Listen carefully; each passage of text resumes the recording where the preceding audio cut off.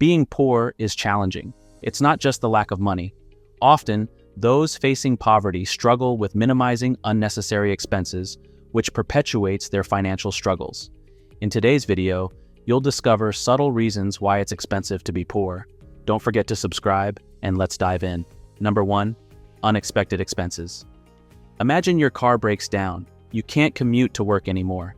You need an emergency fund to get your car fixed. Problem is, you have no money set aside if you're poor. Unforeseen expenses will quickly put your finances under pressure. A whopping 60% of Americans live paycheck to paycheck.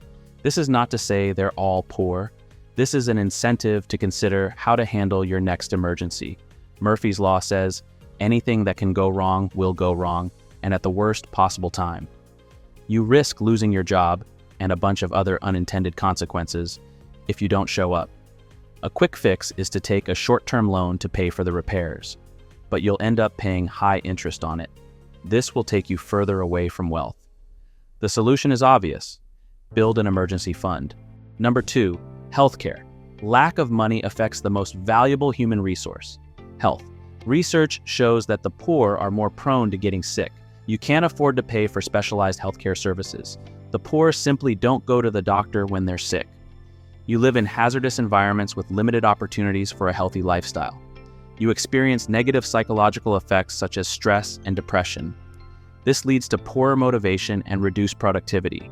You make less money but need more medical aid. Health insurance won't cover your medical expenses. Lower-income individuals can hardly rely on employer-sponsored health insurance. You have to purchase your own, which is costly. You may opt against it and hope to stay healthy, but you'll eventually go to the doctor and pay much more than what the negotiated rate insurance companies usually pay. Prioritizing your and your family's health is a good way to dig yourself out of the poverty hole. Number 3, time equals money. Time is money if you're poor. Literally, you take on several jobs trying to make ends meet. Chances are your job is not where you live. You have to do long commutes. You visit government agencies applying for social welfare programs, employment assistance, and housing support. You get stuck in a doctor's waiting room as he or she will attend to patients with health insurance first. None of the above leaves you enough time to do what you like. You're on the opposite end of the wealthy who are free to do what they want with their time. You can't even afford to look for another job or improve your CV.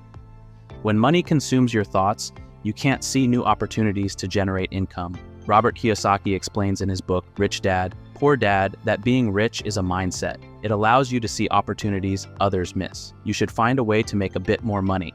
That'll be a good start to change your mindset and financial situation in the long run. Number 4, goods of lower quality. Looking for a good deal is good. Looking for the cheapest option is not. My friend James is not poor, but he was looking to save a couple of €100 on his next iPhone and bought a secondhand model.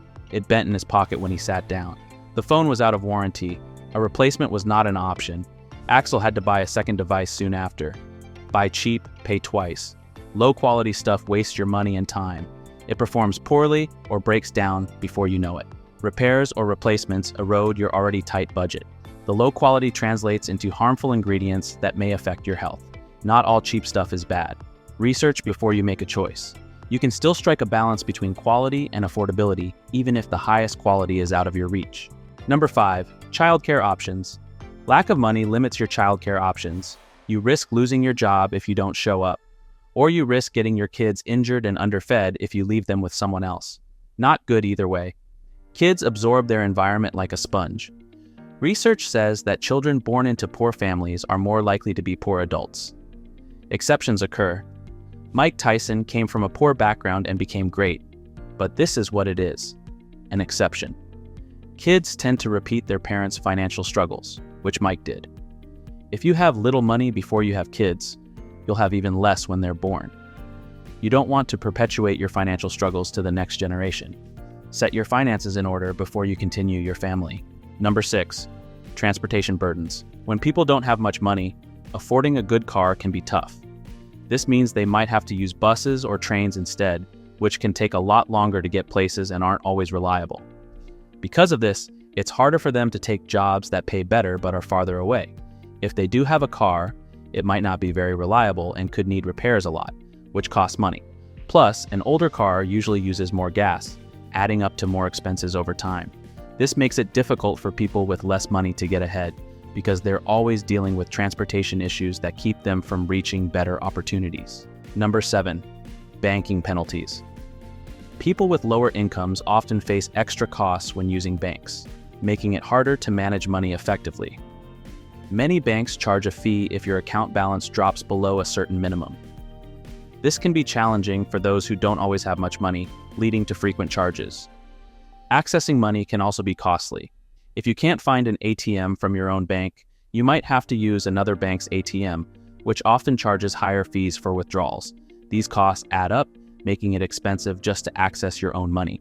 Without a bank account, some people must use check cashing services to get cash from their paychecks. These services charge a percentage of the check's value, which is far more expensive than depositing a check into a bank account.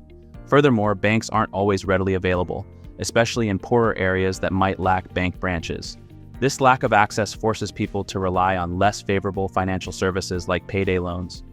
These loans have very high interest rates and can lead to a cycle of debt. Overall, these banking challenges mean that those with lower incomes end up paying more just to use their money, which makes saving and improving their financial situation even harder. Being poor isn't just a source of psychological stress. It also drains your finances and keeps you trapped in the rat race longer than necessary. The good news is that financial troubles can be temporary. You have the power to change your financial situation. Thank you for watching, and see you in the next one.